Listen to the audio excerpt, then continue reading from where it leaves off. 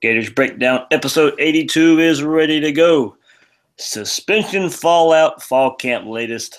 That's what you're getting here on this episode of Gators Breakdown. I'm your host, David Waters, and you can find me on Twitter at GatorDave_SCC. And joining me for this episode, co-host of this episode will be Bill Sykes. You can find Bill on Twitter at RealBSykes.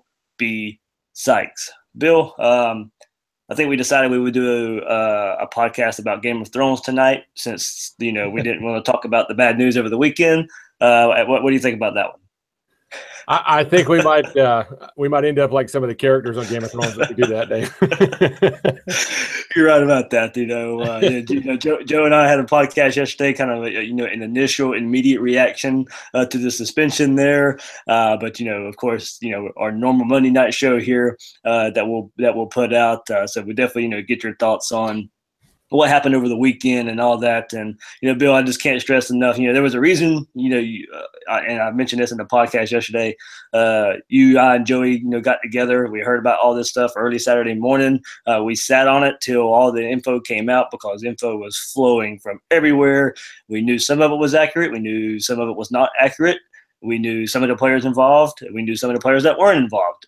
And, it kind of just spiraled out of control. And, it was an ugly situation. We kept our finger on the pulse of it. But, it was one we wish we didn't have to deal with. Oh, I hate it, man. I hate it. And it's one of those things you always hold your breath at this time of year because generally in the lead up to camp, like nothing good happens, and honestly, this is a pretty large number of people to be implicated in an incident and go out with one incident, but this kind of thing happens almost every year. And so you kind of are waiting with bated breath to see who's going to not be available for that first game. And you usually don't have this kind of heads up. It's usually like the week of at best, but it's terrible. Of course, Bill, what was your initial reaction once the official word came out? Of course, Antonio Callaway, the main name there. 6 others, Kavanis Davis being the other one that would probably, who has played some, has some stats behind his name, many true freshmen involved. For me, it was really Antonio Callaway again. What are you doing? Yeah, I mean, well, I don't want to name names that as far as what we had heard before, because as you mentioned, we sat on this because we knew that this was happening, but the names of the players that were involved was a fluid list, and we were hearing this person, then not this person, then this person, and not that person.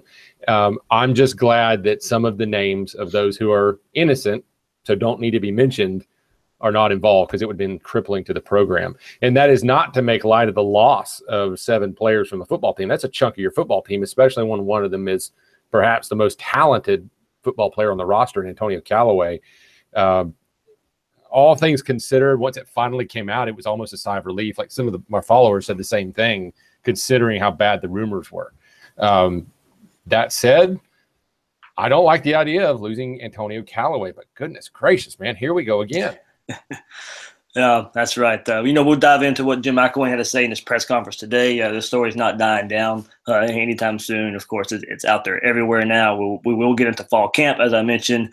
So the episode won't be all negativity toward the Florida program here, but this is the story that is following the program right now. Remember, you can find all your Gators Breakdown episodes on SoundCloud, iTunes, and YouTube. Just search on those sites or get the links by following Gators Breakdown on Twitter and on Facebook at Gators Breakdown. Also, please, when you go to iTunes, rate and review the show. Let Gator Nation know what they're getting with Gators Breakdown. Bill, Jim McElwain came out today in his press conference and said the players will be suspended indefinitely. Not really just the Michigan game right now. Not necessarily saying there'll be more games than that. But suspended indefinitely means from all team activities right now. Callaway, Kadeem Telford, Jordan Smith, James Houston, Ventrell Miller, Kavanis Davis, Richard Jones. McElwain, like I said, clarified that those guys will be missing the season opener against Michigan, suspended indefinitely, not participating in team activities. The players will have to make, they will have to turn financial restitution for the misuse of the school-issued debit cards, it seems, and that's what triggered the suspensions. Quote from Jim McElwain, the the one thing I would do is I'll continue to help. I'll continue to be there. I'll continue to support. But obviously, the consequences you make your own bed, man. I would imagine that some of you might have dealt with that at some point in your life and different things that you have done or even had to do from that standpoint. And I'll never turn my back on anybody. That's not what it's all about. Obviously, anytime there's choices made, you've got to make up for whatever happened, McElwain said. These guys are doing that. So, Bill, just going by what Jim McElwain said, you could hear it in his voice too. Pretty disappointed, especially when discussing Antonio Callaway because of the multiple issues here. This, what does Jim McElwain do here? Did he make the right move in the suspension? I think we'll of course lean that way, but there's a lot of word out there saying that Florida was trying to keep this under wraps until it got out, until it caught fire and was run rampant with. What do you think happened here? Well, I don't know exactly what happened. And what I mean by that is we know that the cards were used to purchase, products, and they weren't intended for that. And then some of the kids sold them or whatever. But I would just caution the Gator fan base and just everybody in general, just understand that we don't know the details here. I mean, it's very possible that there was a ringleader involved. It's very possible that the involvement of some individuals was minute, or maybe, I don't want to say almost innocent, but there's a big difference in devising this plan and encouraging others to take part and go into the store and buying it. And, hey, man, I got, if you went to some other guy and say, hey, I got an idea to make some money, go ahead and give me your card. No, well, that's a lot different. So I would just caution people to just understand that we're probably never going to know that story. And so, the length of or severity of punishment and length of suspension, what McElwain does here could vary from player to player. You could see some of these guys trickle back onto the roster and at practice almost immediately. And it wouldn't shock me if some of them, one in particular, never suited up in orange and blue again. I'm not saying that's going to happen, but, when track records are considered, when, the length of time they've been in the program is considered, and the level of their involvement, which again, in Antonio's Callaway's case, maybe he was barely involved. Maybe he wasn't the ringleader here. Maybe he was just a guy who handed his card to somebody and made a bad decision. So I don't know if McElwain made the right move, but you have to suspend guys for this. I can tell you that right now, because you cannot tell your roster, hey, it's no big deal if you guys go out and commit credit card fraud, because you're going to have a much bigger problem on your hand within the year. I promise you. Yeah. It would extend past, just that if people knew that maybe that was trying to be covered up or anything. Like as I said, suspension indefinitely, as you mentioned, players could be trickling in, whatever, if they have to pay back, the funds that were used in that. Some of them will probably return to team activity as soon as that. But of course, Antonio Callaway is the main target in this, given his past. Bill, do you think this could be maybe more than one game for Antonio Callaway? Should it be more than one game? Especially given his past. We know he didn't take place in the scrimmage Friday night, and more than likely, I would assume it has something to do with this. Not really clear on that, but I would think so. Could he, of course, Northern Colorado's game 2, you don't really need him in that game either. Could we see when Tennessee rolls around in week 3, could that be the first time we see Antonio Callaway line up? Sure. We could see him back tomorrow. We could see him never again. I mean, he might be off to the CFL or a Division II school. I think his draft prospects are in trouble right now. I think if he does suit up for the Gators this year, it might be wise for him to come back as a senior. But it just depends on the scenario. It just depends on what happened. Kind of like I said, I think if he had heavy involvement, man, he could be in trouble here. And then I would expect probably a minimum of a couple of games. That's my guess. I think if he did have significant involvement in this, Tennessee might be the game you see him first. Yeah, and the thing is, probably all these guys, of course, are suspended the Michigan game. But given his past, I can definitely see, it kind of combining to make more than just a one-game suspension for Antonio Callaway. Maybe, probably after the traffic stop marijuana incident that happened in May, This could have been McElwain, telling him after that happened, hey, look, you got to stay clean, or everything is going to come back around, and I got to do a lot more than I would need to do if you stayed clean. I'll have to go back and consider the past, and maybe the initial suspension would need to be longer. So I think, given Antonio Callaway's past and what happened, McElwain, I can definitely see where maybe more than one game is what's handed out to Callaway. Yeah, and listen, guys, for all of you out there, I'm not one to, at least not after all these years. I read a lot of the opinions on both sides of this. You don't want to just look at a young man and toss his life away if you feel like you can help him. I also acknowledge that these guys run this like a business, and I think that if McElwain has a chance to keep the guy in the program and do something for the rest of the team and for his own career, he's going to do it. It's just the way of college football works. There's just a lot to this. And so I'm not going to pass judgment on this. But this is a tricky situation because some of the things that Callaway's been implicated with weren't necessarily legal charges. They weren't necessarily things he was convicted of. It's just these, he gets involved in bad situations. And in the course of investigating those, it was, no, I couldn't have done that because I was so high on an illegal substance that I'm not supposed to be consuming. Or, okay, yes, I only got ticketed for the marijuana while I was riding around with a guy that's a felon.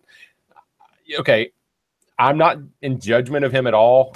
It's just, all I know is that bad situations seem to be following Antonio Callaway. And usually when that's the case, it's really the other way around. He's following the bad situation. Yeah. So, and going back to what you said, and I want to extend it a little bit. I absolutely believe Jim McElwain cares about these players. And we see the social media tweets. We've seen Facebook of, these players out there saying how much they respect Jim McElwain. James Robinson recently getting the chance to come now to Florida and McElwain, kind of reaching out and making sure he gets into Florida and hopefully, do something, to extend from going to high school, going to college, maybe going on to the NFL, but going to school, going to Florida, getting something done with your life here. And I really think Jim McElwain, first and foremost, I don't think it's any fib whatsoever when he talks about these things. That's first and foremost what's on his mind, what's on this mind for these players. And, that hopefully, plays a part into him wanting these guys to stay with the program, helping them out. If Antonio Callaway doesn't have football, what happens to Antonio Callaway? And I'm not saying Antonio Callaway has the right to do whatever he wants to and try and run all over Jim McElwain and the University of Florida, but it's probably best for Antonio Callaway to have football in his life. And hopefully this is the last time we have to talk about Antonio Callaway and an off the field issue. Yeah, hopefully. And one kind of closing thought on that side of things, I always like the way Urban Meyer told his players. He said that he would tell them, look, this system is going to take advantage of you, but you also have the opportunity to take advantage of the system. Yes, it's a big business. We as fans, we're not going to be there for these guys when they're down or they have a crisis or whatever. And we're there to enjoy their talents and watch them on TV, and hopefully they win ball games. But at the same time, they've got some serious advantages because of that, and people around them in the university football program that want to help them get a life-changing degree and an education and help them become better people. Callaway's just going to have to decide whether he wants to do that or not. He's got to decide which path he wants to choose. And, yes, he's a very young buck, but it's time to start making some better decisions fast. It's not like he's like a terrible attitude guy or anything like that. It's like he's tears the locker room apart and kind of a diva in ways like that. He just doesn't make good decisions.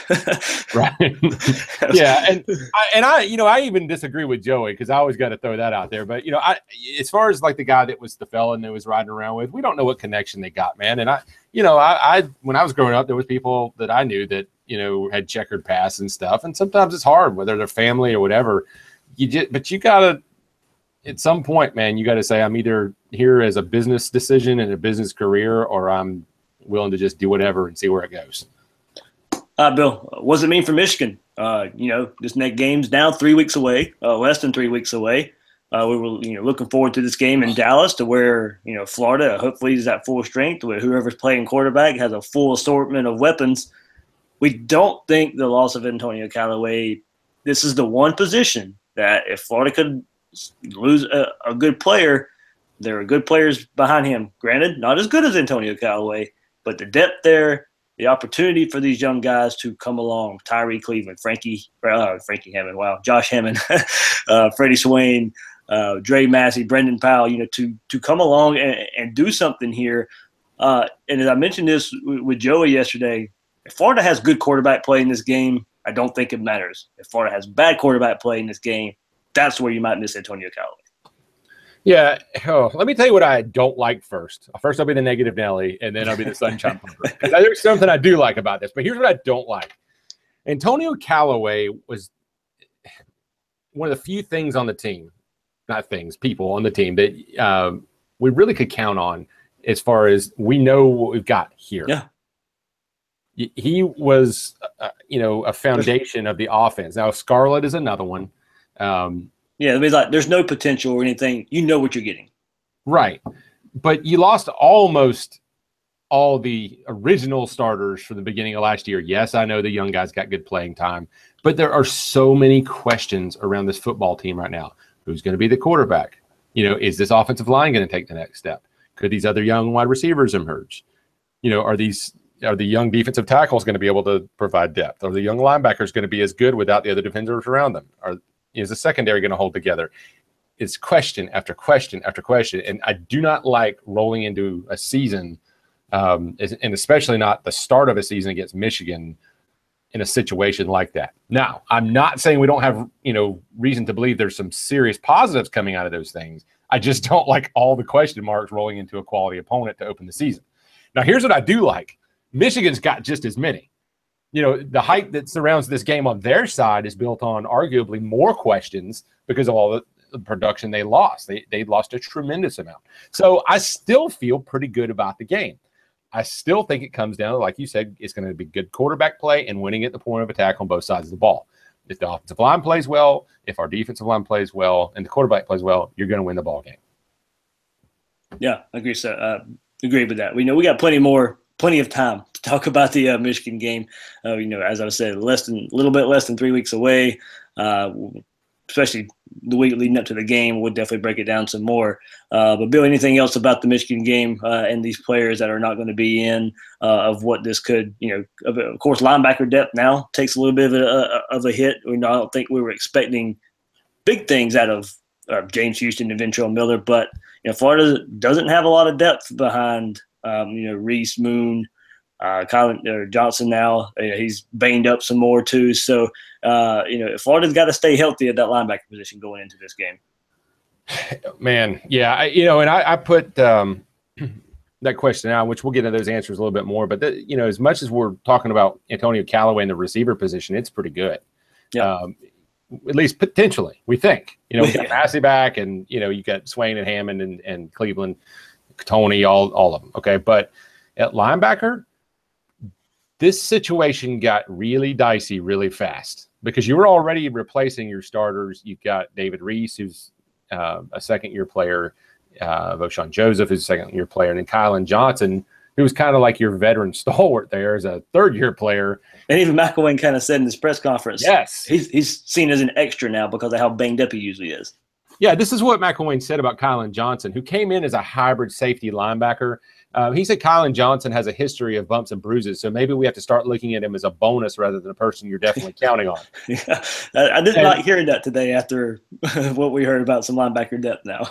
Yeah, and listen, in case you're not good at reading between the lines, that was shade being thrown.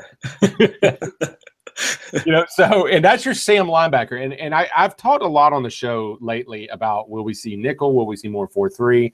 And how do they want to play it? I want our listeners to understand kind of that Randy Shannon likes to run with 3 linebackers and 4 DBs rather than 2 linebackers like a nickel would have and 5 DBs.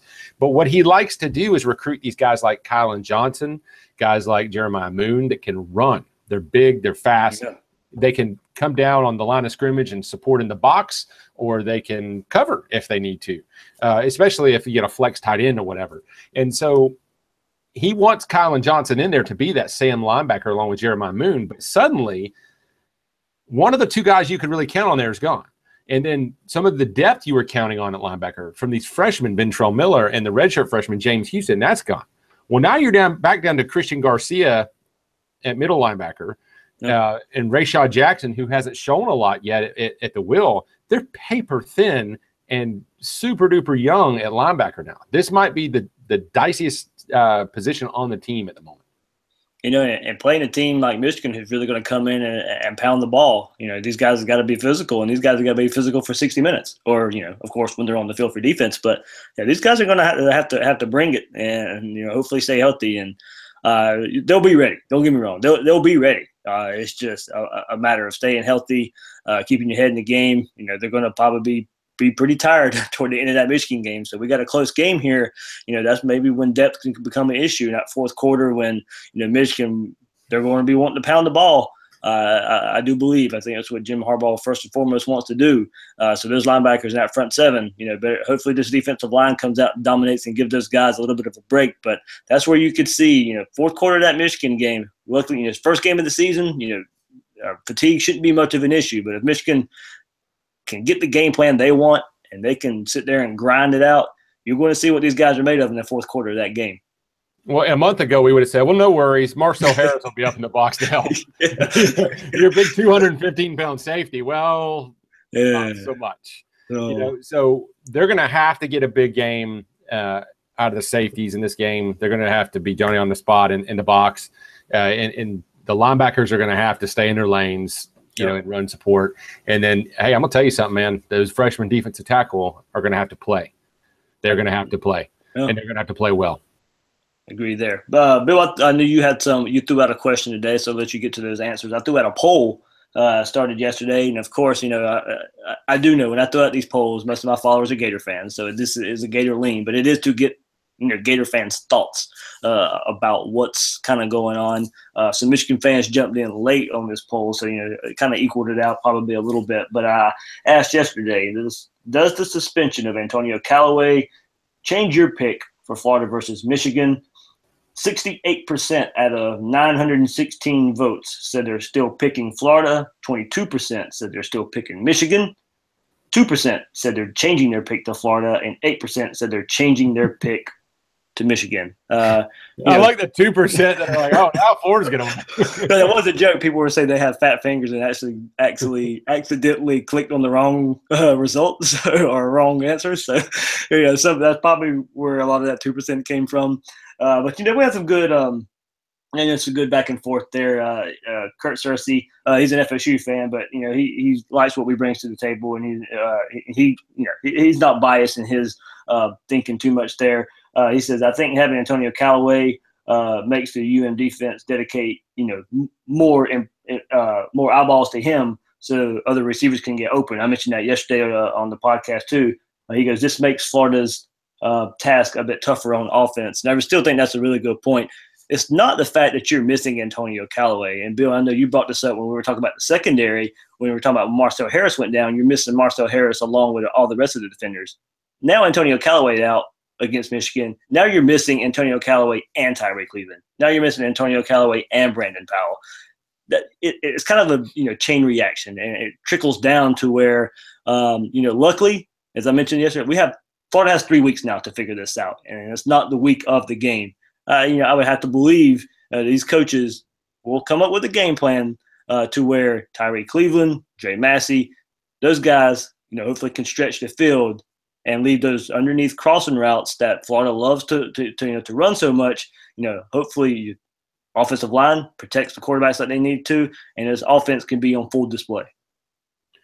Yeah, it's all about competitive advantage. That's the term I keep coming back to. And you hear coaches say, we run to set up the pass, or we pass to set up the run. Well, the better you are at one thing, the easier it gets for the other. And there's a lot of little factions of that within offense. And so, yeah, it hurts. It absolutely hurts. He's a dynamic player. I can guarantee you that he's the first guy that coordinators were looking at.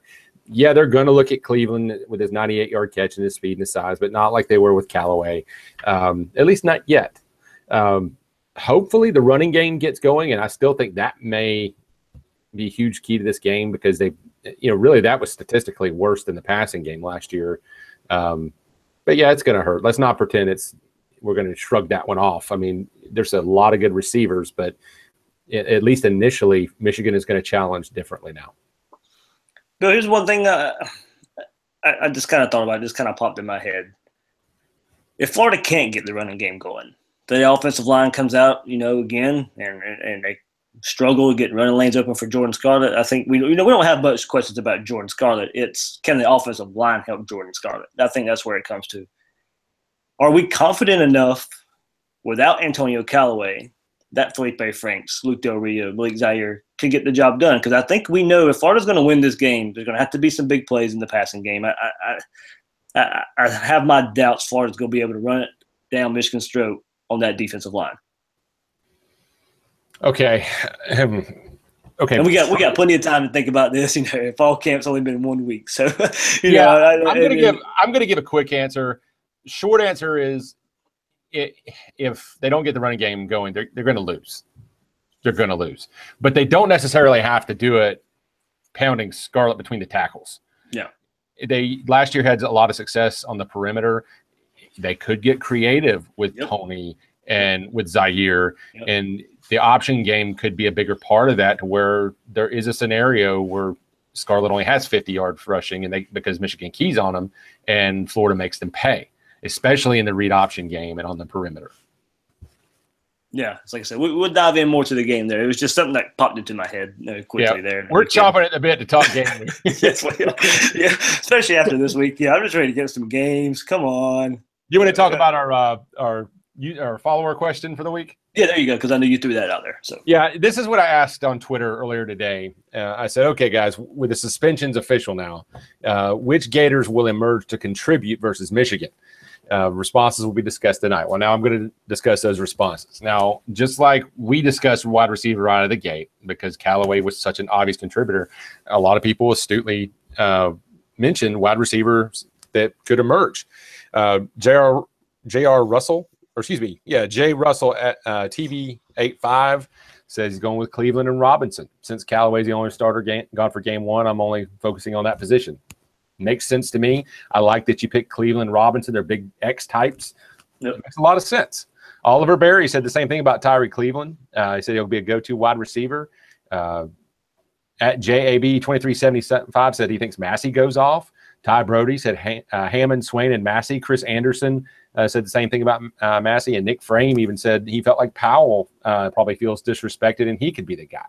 Yep. Now, others mentioned the linebackers. Hishua, that's at Prince Joshua III, says, as odd as it sounds, AC being out doesn't matter that much. 8 other guys ready to go. To me, it's all about Garcia at the Mike linebacker. He's got to be ready. Yeah. Chris James said Brunson and Garcia. The reason I chose him is because our two deep at linebacker basically went up in smoke yesterday. Hey, we agree with you, man. We went over that. And then Dylan Young said, maybe I'm alone with this, which you're not. But it was pretty hyped about the freshman linebackers, was hoping to see them contribute a little. Yeah, Ventrell Miller is a guy that could still emerge later in the year. So I think you're right about that. Now, here's my two. Now, these are probably not ones you were expecting. And I did kind of cop out a little bit because you guys make great picks with the wide receivers, and I think those guys are going to naturally take up some of those touches. But I went with Ja'Kai Polite, and I went with Sean Davis. Now, here's the reasoning for this. Kavanis Davis is out. He played a lot of snaps last year. We know that Coach Rumpf was going to rotate his guys in. It's not always going to be C.C. Jefferson in there in the starters. And Zuniga, Sherrod. I mean, going right before you go into that, good thing right now with this happening, it looks like Sherrod may be on his way to being a little more healthy than what we thought going into that first game as well. That is huge. And that's I'm going to resist temptation and not talk Michigan. But Sherrod back is huge. Yeah. But that to say this is not the year to say, hey, I'm going to take 3 weeks off at the beginning of camp, and I'm going to just see how it goes. Right. Kavanis Davis probably just hurt himself irreparably. Clayton is tearing it up in camp. Yep. Ja'Kai Polite is a guy that he's number 99. For those of you listening at home that want to follow him this year, number 99, Ja'Kai Polite. He's a guy that came in at 6'3", 226 out of Daytona Mainland High School. This is his second year. He's now up to 6. He's shrinking inch. They all do when they have to get an honest height. He's 6'2". He'll probably shrink an inch if he goes next level as well. That's right. He'll be 5'11". But no, he's 6'2", 260. As a high school player, He had 13 sacks and 81 tackles as a junior, and then 9 sacks through 10 games. That's the best stats I could find for his senior year. So he averages about a sack a game in high school. And the word I've gotten from camp, from somebody inside the program, is that he was destroying it in the scrimmage the other day. I think he's a guy that, along with Clayton, are going to be those second wave defensive ends that are going to wreak havoc in passing downs this year. I think he's a guy that directly benefits and takes Davis's snaps away, and maybe permanently, at least the lion's share.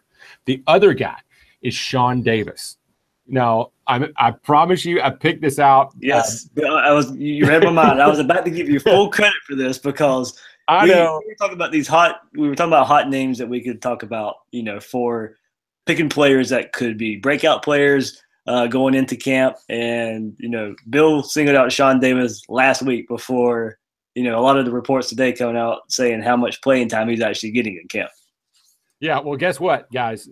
Sean Davis, he's number 31 this year if you want to look for him on the field. He's a true freshman. He even missed spring because of just an academic setback. Doesn't have bad grades, just couldn't get graduated early. He's just got the cab like 5 minutes ago. He was running with the first teamers at safety today. The first teamers. And, he came in with a lot of other high-ranked recruits. This kid was a 3-star. Now, I love stars, but this is a guy that plays at Miami Southridge. You see him on tape. He's one of those guys, the ball always seems to come to him. It's kind of like, gosh, I hate to throw him on the bus like this, but kind of I was talking about with Callaway in trouble. With Sean Davis on the field, man, the ball bounces his direction.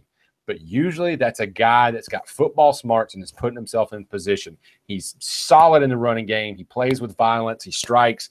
He's kind of a ball hawk. He's only a 4.5, 340 guy, and I think that's a laser time. But that's fast, actually. But he's not one that, like, we're not going to see him set a record at the combine one day. Yeah. But the guy just gets in position. He high points the ball, and it looks like it's paying off. He's a guy that if he can lock down that safety position or even the nickel position, he's going to feast, especially early in the year with these linebackers out. They're going to have to run more nickel with an extra DB on the field. And surprisingly, he's the guy we're hearing about. Not Brad Stewart, who I love to death. I can't wait to see him on the field. Not Marco Wilson, who I think is also going to be a major play, but this is the guy making the noise. Yeah, ability. Actually, we might as well just keep going with kind of where we're going. Fall camp, that's where we were going next. But I guess before we go on there, did you have any more players tweets that were sent your way from the question you asked? I think I got most of them. If I did miss them, guys, I'm sorry. We just had so many. Thank you guys all for such good responses, man. Y'all are football smart. For sure. But yeah, we'll go forward to fall camp. Let's go to the latest there. As Bill mentioned, Sean Davis, he's on the field a lot lately in this fall camp. He had a interception in the scrimmage, I believe, and then early last week when camp was first getting started, there was I believe someone, it may have even been him, put out a video of the one-handed interception he had in the indoor practice facility that made its rounds. And I tell you what, I mean, you could see right away this guy, could be a playmaker. It's tough, believe me, we know, caveat here, to take away what you see, especially the first week of camp, or what actually turns out to be when these guys hit the field for a game. But Bill, another thing about Sean Davis, I know he lined up with Chauncey Gardner today at safety. But if he's a guy they can count on at safety right away, that also frees up Chauncey Gardner to move him wherever Randy Shannon wants to put him. If he wants to put him at nickel, if he wants to put him at corner, if he also wants to put him back at safety a little bit and give Nick Washington a breather. You don't have to rely on him so much, or however it needs to come out. If Sean Davis can be a guy they can count on in that secondary, is after Marcel Harris went down, we were also all wondering what would happen with Chauncey Gardner. If Sean Davis is a guy they can count on, it opens it back up to place Chauncey Gardner wherever Randy Shannon sees fit. Yeah, and right now I'm not putting too much stock into who starts each day and each position. Right. Because they're, with Marcel Harris's injury being so late in the game here, they're going to have to find out fast what they've got and plug and play. They're going to try a lot of different looks and see where they have the most synergy there between the players that are on the field. And so they're going to have Chauncey moving all over with different combinations to say, which one works best for us in which situation and know what they've got. And so, yeah, maybe Sean Davis doesn't end up the starting safety, but the fact that he is getting those reps and that he's performing this way in the most live game situations they can create in a scrimmage, it bodes well for his future. And he's a guy that I believe is going to get a lot of playing time very quickly. Yeah, I have to give you full credit for that again. You picked him out before all this other stuff came out. Bill, of course, we know it's the I have to mention it every episode. It's what we're feasting for every time, the quarterback battle here at Florida. And I know people don't want to hear it, but it does seem to be a three-man battle with Luke Del Rio, Felipe Franks, Malik Zaire. Of course, they all had the scrimmage Friday night. We've kind of heard some, mixed things out there. Maybe, Luke Del Rio still looking the best so far. When you think about it, it's not that big of a surprise knowing he knows the offense better right now than any of the other guys. But that's not to say, Felipe Franks is also impressive from what I've been told. He's looking better at throws he was struggling in the spring. He's now making those throws, like the deep outs and the intermediate down the seam type of throws. He, kind of maybe seems to be, maybe now be more, I think, getting the offense in a command a little bit, showing some confidence. I think where Luke Del Rio kind of separates himself right now, as I said, it comes with the experience part of it, is getting in the right checks. It's all the pre-snap stuff I think Luke Del Rio does well. After the snap, that's where we get frustrated with Luke Del Rio. So, hopefully Felipe Franks can keep showing the confidence and going along. Not to, throw shade at Malik Zaire or anything, but we knew he would make noise with his legs, and that seems to be his best asset right now. I think while he still learns the offense, while he still is coming along, getting confidence. So, we've heard with a lot of these practice reports, the timing is just not there with the receivers right now. There's some miscommunication there right now. Bill, I'm going to pose this question because Will Miles from SEC Country threw it at me in an article that he released today. He and I kind of debated back and forth on some topics. And, he asked the question, would Malik Zaire start all 12 games? But, we kind of were talking that, it could be any of the quarterbacks. Whoever starts game one. I think the only quarterback who could start all 12 games if their name started game one would be Felipe Franks, given, what we know. He's young. If you give the job to him game one, more than likely he's the guy to grow the offense with. But I think if Luke Del Rio or Malik Zaire is named starter, I still think there's a good chance somewhere down the road this season Felipe Franks could start a game. Maybe it's Northern Colorado. Maybe it's UAB later in the season. Maybe he gets better as the season goes on. Maybe it's like a Georgia situation last year where they started Grayson Lambert in North Carolina. Jacob Eason comes in, a couple of drives inside the game, kind of just takes over there from that. So I'll pose the question to you. If it's not Felipe Franks starting against Michigan, does Luke Del Rio or Malik Zaire start all 12 games? No. No, history says no. Injuries do play a big part in that. Right, and I don't want to predict injury, but I think it's been just about since Tebow that we've seen a Florida quarterback go bell to bell there. Yep. But particularly in the last 3 years, I looked it up, and there's been 2 quarterbacks to get to at least 100 passes each of the last 3 years, and the distribution has become more even in each consecutive year, where I think you had 2 guys throw 200 passes each last year. And so until proven otherwise, I'm going to say no. And I just don't know. If that situation is going to quite be resolved this year. I think next year you're going to see it happen.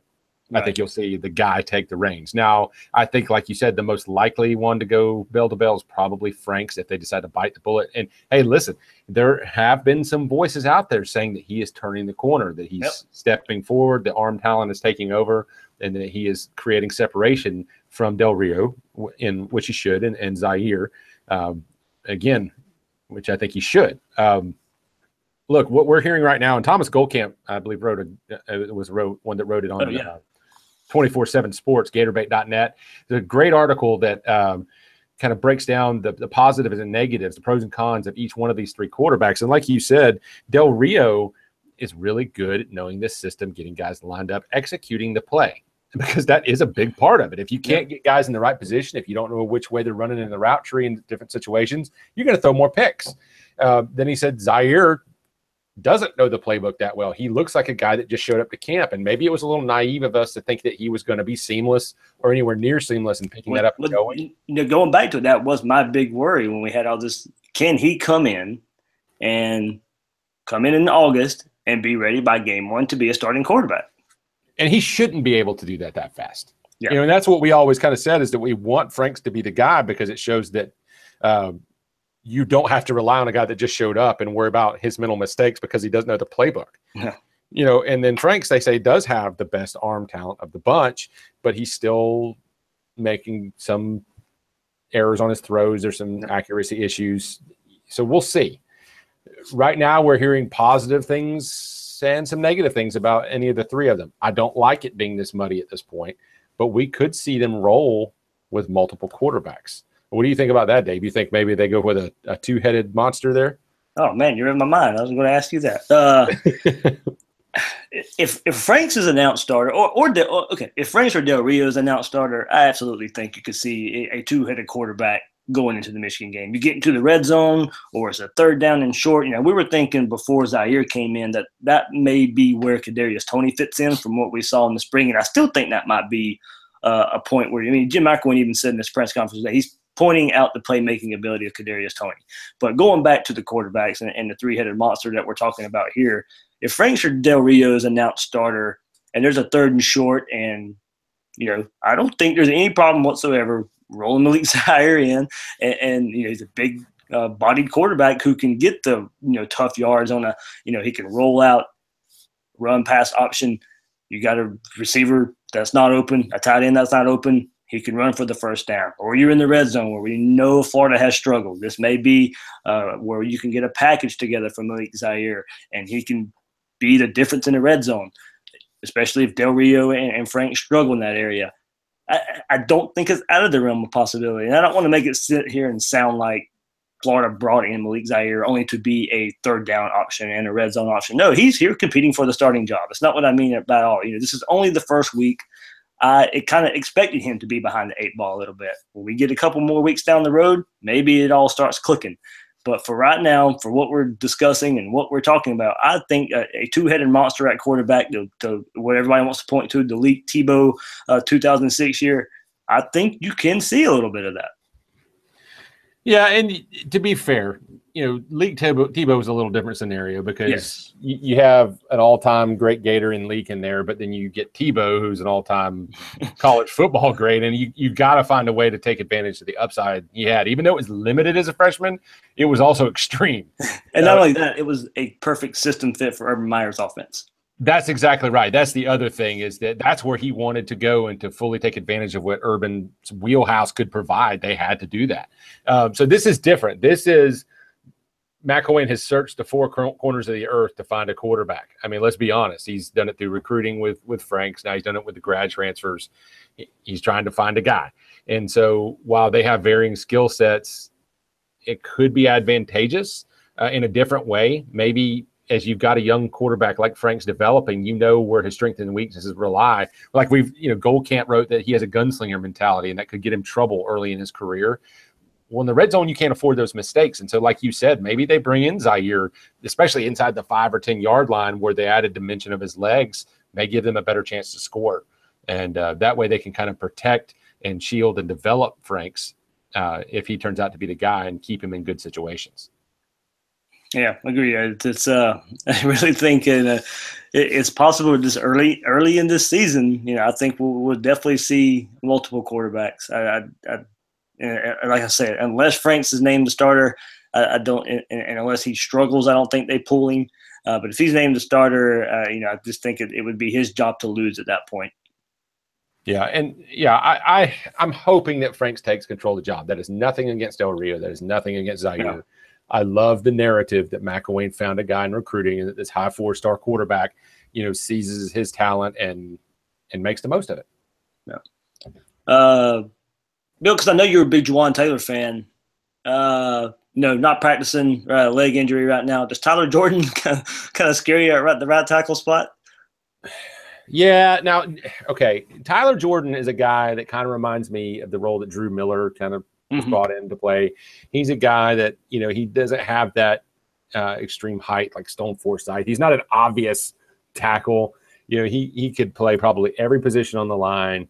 He played admirably early on as a true freshman, and the cap on his potential is now viewed to be a little lower than it used to be. So yeah, I'm not thrilled about the possibility of him being the starting right tackle at Florida, especially when you've got Fred Johnson, who has a better tackle frame. You read my mind. He's forced to play inside because he's just not very good on the edge. And I still am wondering how good he's going to be at guard because he's so tall. In the spring game, he had problems defenders were getting underneath him. Yeah. And so he has a hard time getting pushed. He's kind of a tweener in the wrong way. I'm not thrilled with it. I think that's where it probably hurts Kadeem Telfort, who, while he is not physically ready in the spring game, he's a guy that while he was overpowered, he has a really good base and knee bend, and he's a guy that has a weeble wobble kind of base that he's going to be a good tackle one day. He probably needed more time. I would not have been comfortable if he was getting significant, meaningful snaps right away, unless he just had a huge summer that we haven't heard about. That said, I feel like he is going to be a guy that gets caught off balance less than Tyler Jordan might. I just think he's a little more athletic, so I'm not thrilled about this. Yeah, no, I don't think, it didn't make it sound like it was a big deal at all. And he was out at practice today, Juwan Taylor, but that was just that's what it is. Tyler Jordan was practicing or starting, early media open portion sessions at right tackle. Bill, anything else from camp? Well, let me just add this too. I do like Tyler Jordan as a football player, and I'm not saying yes. I just like him inside, and he could end up the starting guard. He's a guy that could back up a center. So I didn't want to sound like I was just dogging on Tyler Jordan. No. I just don't like him at tackle. I want him inside. Yeah. I don't like Brett Heggie outside, but he's right. I've said several times he's my pick to be a freshman All SEC at left guard. So, I don't want Jordan Scarlett at tackle either. Oh, come on. We can get DeAndre Goolsby at tackle, right? Yeah, that's right. Let's have the other freshman in the secondary, Marco Wilson, getting a good bit of time at nickelback. I'm kind of excited for that. Little brother Quincy Wilson, like he just may be sliding in right there at the nickel position, to get some early playing time.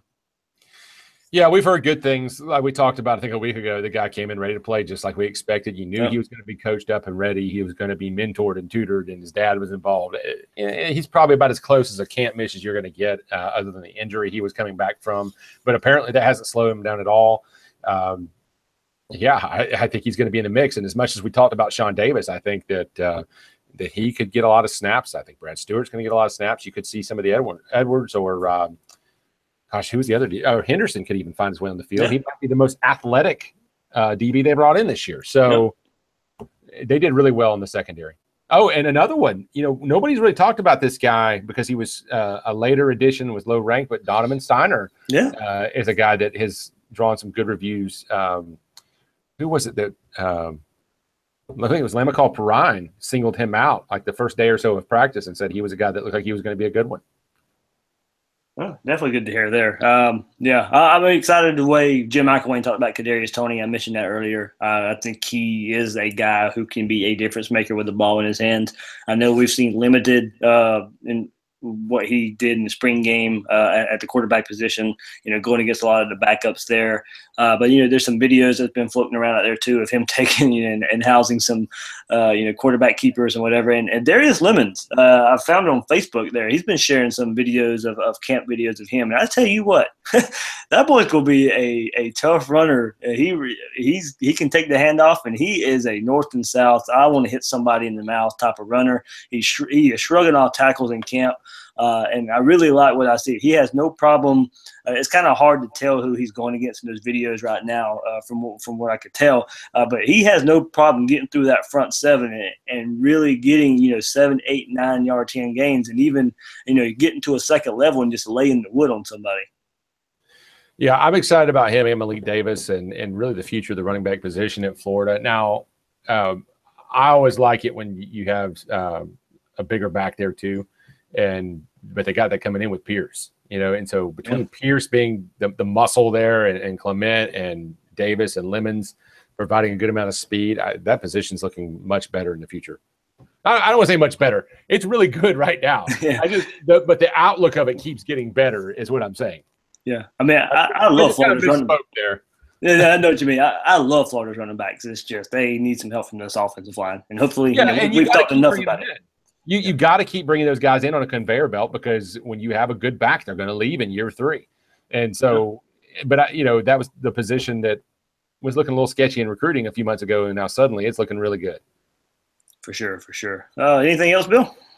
No, man. It looks like we'll probably keep getting news this week. It's going to be fun to cover it as we go forward. And wait, I did have a couple things. I had some people reach out just on DMs through Twitter and give some good information and have been communicating with us and good dialogue, good friendly conversation. Josh Gann, our friend Tommy Callahan at Craven Sim James, got several of them. I appreciate you guys, man. Yeah, for sure, for sure. And I saw on our YouTube chat here, Jason Williams says his birthday's tomorrow. So all he wants is no suspensions or injuries for the rest of fall camp. So happy birthday. We'll blow the candles out for you with that wish. We'll help as well on that one. Happy birthday. For sure. So thanks for the guys, in the YouTube chat as well. Plenty of guys there. Ralph Maz, Matt Conley, Scott Fennell. Go through those. As I mentioned, Jason Williams there, Chad Snell. Joseph Steed, Sean Forbes. I mean, all those guys there.